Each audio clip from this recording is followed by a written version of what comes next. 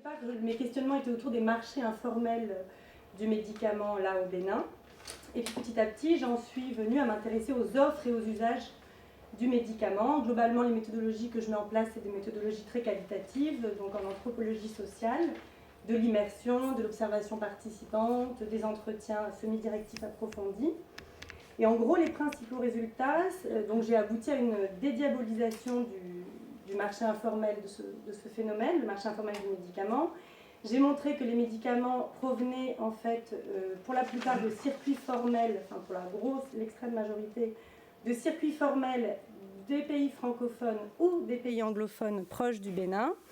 J'ai montré que ce marché avait avant tout une fonction de distribution et non pas de conseil, etc., de distribution.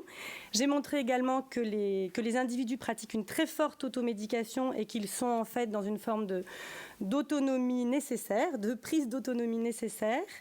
Voilà, j'ai montré aussi que les circuits formels et informels étaient largement entremêlés et que la législation pharmaceutique béninoise qui est globalement calquée sur celle de la France, alors qu'en fait les réalités sont évidemment très différentes et qu'en gros en France, cette législation notamment sur la distribution et sur les grossistes pharmaceutiques s'est mise en place après la Seconde Guerre mondiale, au moment de la mise en place de la sécurité sociale.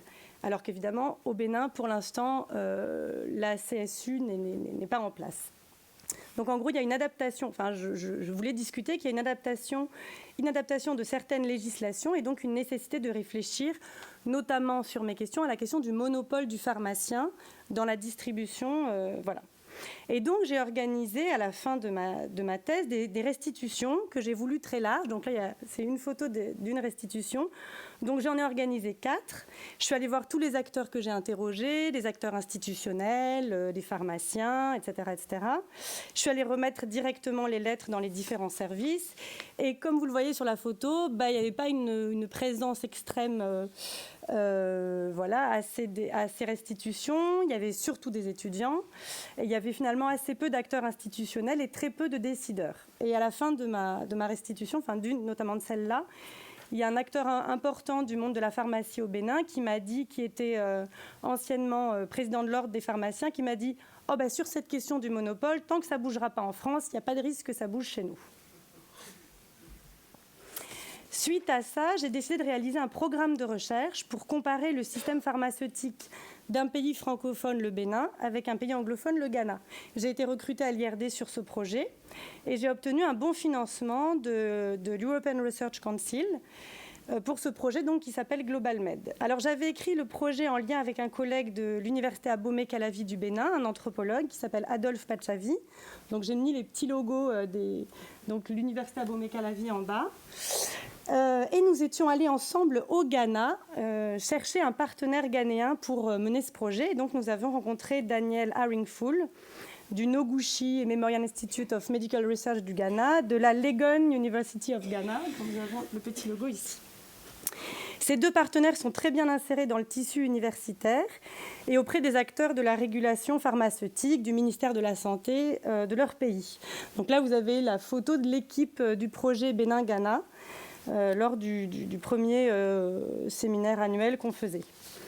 Donc pendant ce projet, on a continué à échanger beaucoup avec les acteurs du monde de la pharmacie au Bénin et au Ghana. Donc moi notamment, j'ai beaucoup échangé avec les gens au Ghana de la Pharmacy Council qui régule la pratique de la pharmacie. Donc en fait, depuis ma thèse finalement, donc ce projet a démarré en 2014. Donc en fait, depuis 2007-2008, il y avait quand même du temps. Donc tout au long de ce projet, j'ai échangé avec ces personnes. Et puis dans le projet, il y a une étudiante en thèse qui, en lien avec ses objets de recherche, elle travaillait sur la régulation et la production locale. Donc c'est Jessica Pouraz et elle a beaucoup échangé tout au long de son terrain avec les acteurs de la Food and Drugs Authorities du Ghana et avec les acteurs de la direction des pharmacies et du médicament du Bénin. Voilà, donc plutôt positif.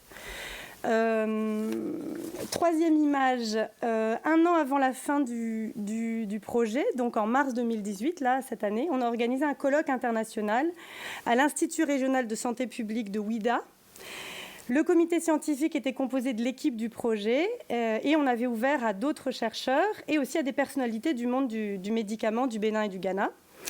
On avait invité des experts internationaux d'Inde, du Canada, de Bruxelles. Il y avait des pharmaciens, des médecins du Bénin, du Ghana, des étudiants. Il y avait quelques personnes de l'OMS. Il y avait une très bonne traduction simultanée. On a été épatés du service de qualité de la traduction simultanée au Bénin, avec des vrais échanges en français et en anglais. Et on pensait que c'était un des challenges, mais donc on a réussi à faire ça. Le colloque a été assez visible, la presse, la télé étaient là. On avait prévu 2 tables rondes auxquelles étaient invités des acteurs de la régulation des 2 pays, donc du Bénin et du Ghana, mais plutôt des acteurs anciennement en poste. Notamment certains qui venaient juste de terminer leur mandat. On n'avait pas de personnes vraiment en poste actuellement.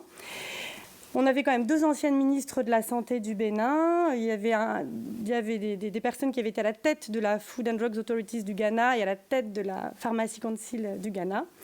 Donc en gros, ça a été un succès, ce colloque, des échanges de qualité. À la suite, c'est pour faire le petit lien, la semaine dernière, on a eu un atelier à Liverpool, un petit peu pour échanger, continuer les discussions. Mais il y avait quand même un grand absent, c'était le ministère de la Santé actuel du Bénin.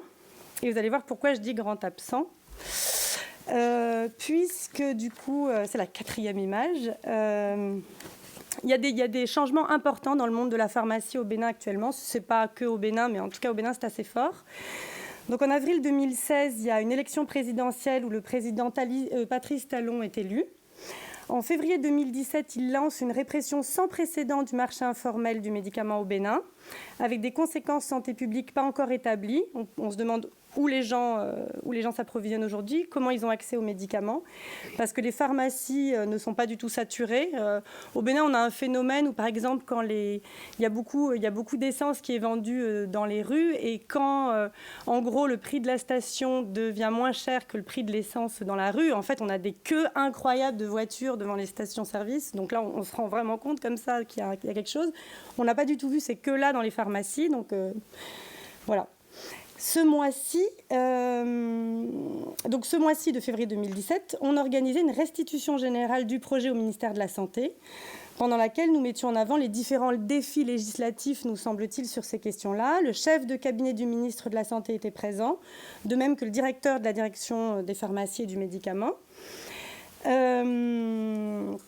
Voilà. Alors, ces modifications dans les réformes en cours au Bénin ont continué.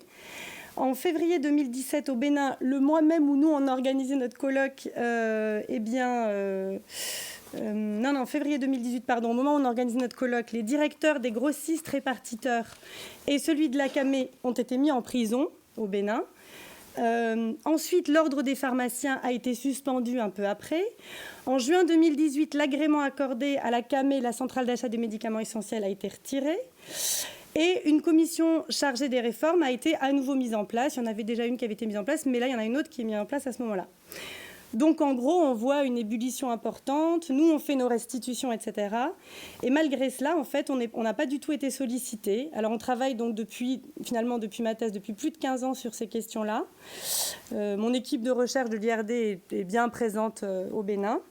Mais on n'a pas du tout été sollicités, invités à discuter, échanger lors de ces réformes en cours.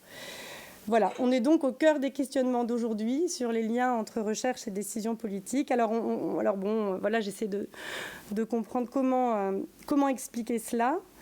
Évidemment, la sensibilité du sujet, avec de nombreux enjeux politiques et économiques autour du médicament. La question des temporalités différentes, peut-être, temporalité de l'agenda politique, avec des réformes peut-être devant être mises en place rapidement, un besoin de visibilité. En lien avec évidemment tous les enjeux électoralistes. Voilà, la question est ouverte, quoi. C'est terminé.